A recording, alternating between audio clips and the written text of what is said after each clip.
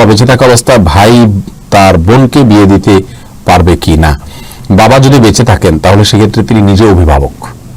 বাবা যদি অভিভাবকত্বের যে যোগ্যতা, এই যোগ্যতা যদি তার না থাকে, যেমন তিনি অসুস্থ, মানসিকভাবে বিকারগ্রস্ত, অথবা বাবা যদি এমন হন যে তিনি দায়িত্বশীল ভূমিকা পালন করছেন না, তার দিনদারি নেই, ইসলাম ফলো করেন না, মানে সালাত পড়েন না, অথবা তিনি দিনদার পাত্র দেখে বিয়ে দিচ্ছেন না মেয়েকে, তিনি শুধু পয়সা দেখছেন, এক কথায় মানে একজন যোগ্য অভিভাবকের দায়িত্ব বা যোগ্যতা যেটা সেটা তার নাই, এরকম যদি হয় তাহলে কিন্তু ভাই তার জায়গায় অভিভাবকত্ব করতে পারবেন। আর স্বাভাবিক অবস্থাতে বাবা থাকতে ভাই অভিভাবকত্ব করবেন না।